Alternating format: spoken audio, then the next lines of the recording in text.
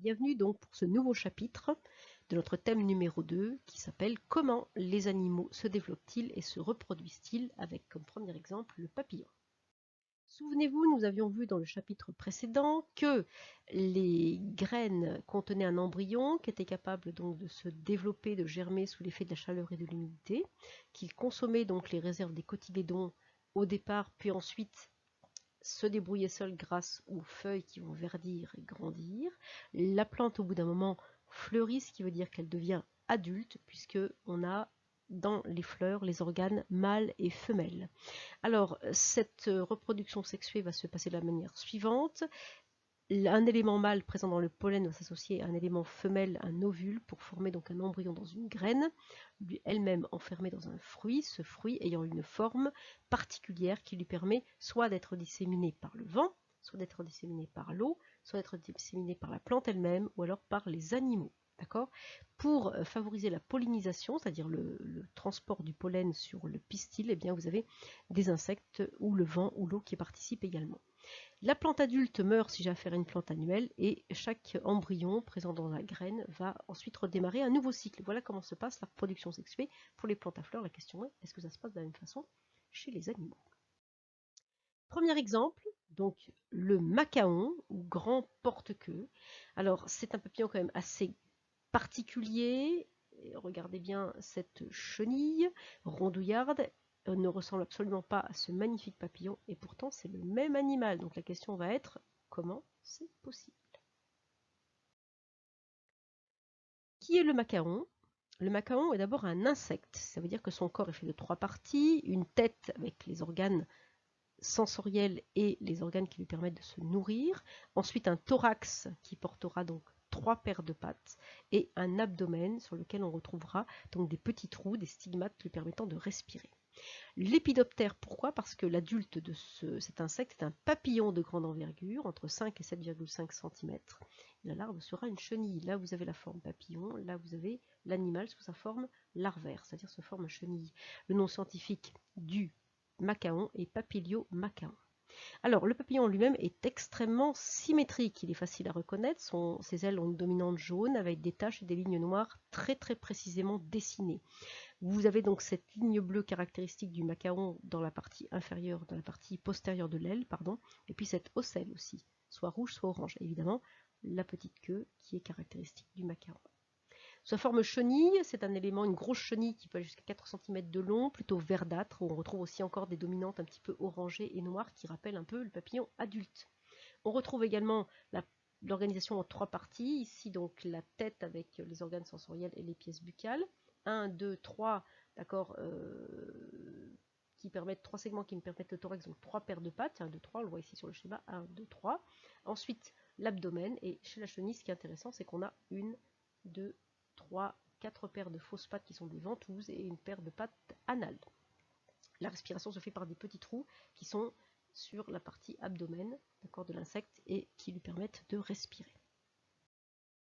Son régime alimentaire est complètement différent suivant la forme qu'elle va avoir, c'est-à-dire le moment de son cycle. Si l'animal est sous sa forme chenille, à ce moment-là, elle aura donc des mandibules au niveau de sa mâchoire et elle va être phytophage, c'est-à-dire herbivore. Elle va consommer essentiellement des ombellifères. Alors si c'est dans le milieu sauvage, ce seront plutôt des carottes sauvages. Si c'est dans le jardin, ce sera plutôt du fenouil ou du persil. C'est là où l'adulte aura donc pondu. Si l'insecte est sous sa forme adulte, eh bien, le papillon va être nectarivore. Il va posséder ici donc une trompe qui va lui permettre d'aspirer le nectar des fleurs. D'accord? Donc ils vont participer aussi à la pollinisation en allant de fleur en fleur et en transportant le pollen donc, sur leur petite soie. On retrouve l'organisation en 3 parties, la tête avec les pièces sensorielles et les organes qui lui permettent de manger. Ensuite le thorax avec les 3 paires de pattes, 1, 2, 3, la paire d'ailes en plus que la chenille ne possède pas. Et enfin l'abdomen annelé ici avec les petits trous qui lui permettent de respirer. Donc on a bel et bien affaire à un insecte dans tous les cas. Alors, quelques informations sur ce macaon, des informations dont ne sont pas à écrire, juste à écouter. C'est un animal extrêmement commun. On le trouve de l'Europe jusqu'au Japon, on le trouve au Canada, en Alaska, et puis on le trouve partout en France, même en Corse. Alors, c'est un animal qui n'est pas menacé, mais par contre, qui n'est pas normalement en voie de disparition, mais il est de plus en plus menacé par les actions humaines, en particulier la fauche, trop fréquente, et puis le fauchage à ras, et puis la mise en culture aussi, le fait d'utiliser aussi beaucoup de désherbants, on détruit la carotte sauvage, on détruit donc les plantes sur lesquelles naturellement le papillon va pondre. Donc vous pouvez dans votre jardin, pour les attirer, planter aussi des ombellifères, soit de la nette, soit du fenouil, c'est le cas ici, soit du persil. Alors le fenouil, c'est quand même la plante sur laquelle elle préfère se développer, préfère pondre. Donc même si vous ne mangez pas du fenouil, vous n'aimez pas ça, plantez-en, vous attirez le macaon. Alors la question est aussi, pourquoi est-ce qu'on l'appelle macaon? Alors le macaon c'est un nom choisi donc par Linné, qui avait pris l'habitude de donner des noms de personnages grecs aux papillons. D'accord? Donc là, ça fait référence à deux frères médecins grecs qui ont participé à la guerre de Troie. Alors, en Angleterre et en Suisse, on l'appelle swallowtail, c'est-à-dire la queue d'hirondelle. Ici, vous avez donc une photographie, on voit la chenille avec une espèce de corne un petit peu orangée. Eh bien, c'est un système de défense face aux prédateurs. Lorsqu'elle est dérangée, eh bien, cette chenille va sortir cet appendice bifide, c'est-à-dire en deux parties qu'on appelle l'osméterium, qui va dégager une odeur absolument horrible pour faire fuir les prédateurs. Maintenant, on va s'intéresser à la reproduction du papillon, comment ça se passe. Alors, je vous demande déjà de bien regarder donc, ce petit film et bien d'écouter les commentaires. Tout débute donc par un petit œuf qui sera pondu donc sur une ombellifère, et puis on voit dans ce petit œuf que la couleur change progressivement, ou même des mouvements à travers la paroi transparente de l'œuf. On voit qu'il y a une petite chenille là, qui se prépare à sortir. Voilà, elle est prête. Elle va commencer par consommer donc son œuf, ce sera sa première source de nourriture. Vous voyez là, on voit bien ses pièces buccales, on voit bien qu'elle est faite pour mastiquer, hein, rien à voir avec la forme papillon, et en sort une petite chenille, plutôt noire, grise, avec une tache blanche sur le dos, caractéristique donc du macaon, de la chenille de macaon. Bien, ces petites paires de pattes, 3 paires de pattes, et donc c'est cette partie de la tête donc extrêmement dure. Donc c'est une arme de destruction massive hein, qui vient de sortir de cet œuf, c'est peut-être tout petit, ça fait quelques millimètres, ça ne pense qu'à manger. Regardez la vitesse, même si le film est un peu accéléré, regardez quand même quand je dis arme de destruction massive, c'est quelque chose. Plusieurs mues de suite, donc quand l'animal voilà, ça s'immobilise, c'est qu'il est en train de muer, donc en fait il sort dans son pyjama, c'est un peu comme si vous sortiez carrément d'une combinaison hein, depuis le haut du corps jusqu'en bas. Voilà donc cette chenille caractéristique avec sa petite tache blanche sur le dos, et là progressivement elle grossit, elle mange, elle grossit, elle mange, elle grossit, elle prend donc des couleurs qui arrivent à cette chenille absolument magnifique, verte avec ses taches jaunes et noires. Regardez, donc c'est vraiment une arme de destruction massive, c'est fait pour manger, manger, manger, manger, manger, prendre du poids. Au bout d'un moment, la chenille va s'immobiliser, et elle va avec l'arrière de son corps, regardez bien, elle va donc, elle va coller de la soie, excusez-moi, donc sur voilà, la branche, elle va ensuite se retourner, coller l'arrière de son corps contre cette petite bande de soie qu'elle a accrochée, voilà, donc elle s'accroche par l'arrière de son corps, et elle va attacher, regardez bien, une espèce de petit fil de soie, de part et d'autre, voilà, hop, elle passe la tête, et voilà, elle est attachée. Et là, elle va bien vérifier qu'elle est bien immobilisée. Alors, elle va se contracter, et depuis le haut du corps, ça va se couper, regardez bien, et elle va sortir sous forme chrysalide. Voilà, c'est sa chrysalide. Elle devient une chrysalide, donc elle fait comme si elle enlevait une espèce de pyjama, en fait. Hein. Voilà, et là, on ne parle plus de chenille, on parle de chrysalide. C'est vraiment la métamorphose qui est en train de se faire. Métamorphose d'une chenille en chrysalide. Cette chrysalide ensuite va durcir, et on voit à travers la paroi transparente de la chrysalide le papillon qui est déjà présent. Donc la nymphose, c'est lorsque eh bien, le papillon se forme dans la chrysalide. Regardez bien, ce papillon va sortir tout doucement, va pousser une espèce de loquet, une espèce de clapet pour sortir, et il va s'extraire donc de la chrysalide. C'est absolument magnifique, bravo à la personne qui a fait ce film. On le voit ici donc d'un peu plus loin. On voit donc le papillon qui sort de sa chrysalide et qui va sécher tranquillement avec son abdomen absolument énorme, il est plein de liquide, il va compresser son abdomen pour faire passer le liquide dans ses ailes, les ailes vont donc s'étendre et sécher, c'est une étape très importante, hein. S'il la rate, il ne peut plus voler. Voilà donc pour la transformation du papillon. Vous avez vu, c'est absolument magnifique. Donc, bravo à ce monsieur pour ce film, j'espère que ça vous a plu. Alors, on va passer à la suite. Si je veux résumer la petite vidéo que je viens de voir, vous allez compléter votre cycle. Donc c'est le cycle de vie du papillon Macao. D'accord. Alors on va déjà s'intéresser, avant de s'intéresser à la saison, on va s'intéresser à ce qui s'est passé, à ce que j'ai vu. Donc tout a commencé par un petit œuf pondu sur une plante. Hein, là c'est sur du persil, tout à l'heure c'était plutôt sur de la nette ou sur de la carotte sauvage ou sur du fenouil. Cet œuf a ensuite éclos. En est sortie une toute petite larve noire qui progressivement a mangé, grossi, donc cette larve noire avec cette tache blanche sur le dos caractéristique du macaon. Ensuite, cette larve est devenue une grosse chenille verte, d'accord, avec donc ces petites taches orangées ou ces petites taches noires.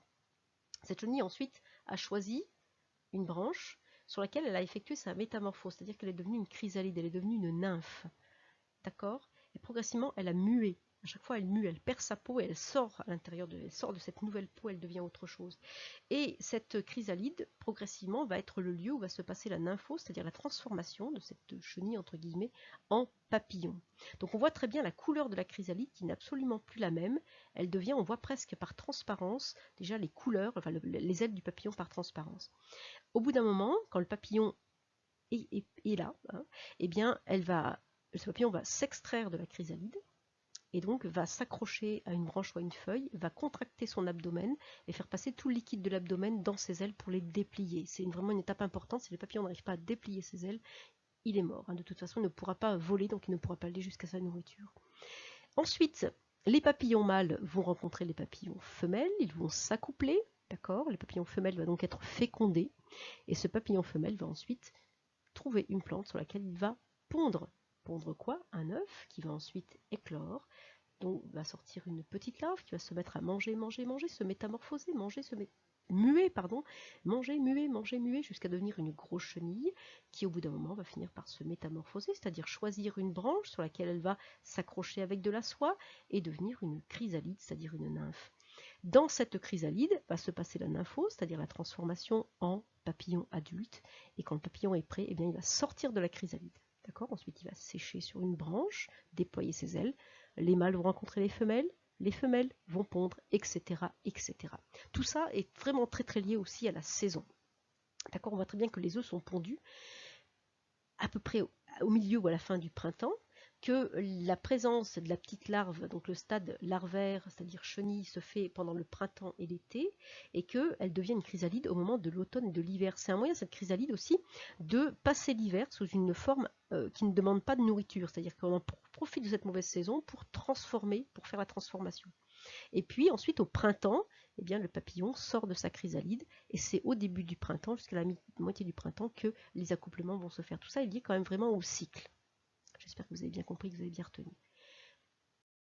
Alors, si je veux faire le bilan pour ce papillon, eh bien, le papillon est un animal ovipare qui se reproduit donc en milieu terrestre. Sa reproduction est sexuée. Elle commence par un accouplement entre un mâle et une femelle, et puis ensuite par la ponte d'un œuf. Après l'éclosion, c'est une larve qui sort. Donc c'est un insecte marcheur et herbivore qui ne ressemble pas à l'adulte, qui sera un insecte volant et nectarivore. Cette chenille va subir ensuite une très forte croissance avant de se métamorphoser en nymphe, c'est-à-dire en chrysalide. C'est dans cette chrysalide que l'adulte va se former, c'est la nymphose. Après la mauvaise saison, un papillon mature sexuellement en sort et le cycle se poursuit. Le développement du papillon est indirect parce qu'il passe par une phase larvaire, la chenille, et donc aussi par une métamorphose. La chenille devient une chrysalide.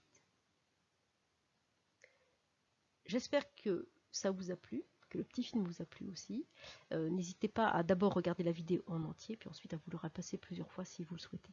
Si vous avez des questions, c'est dans Pronote. Je vous remercie beaucoup. À bientôt.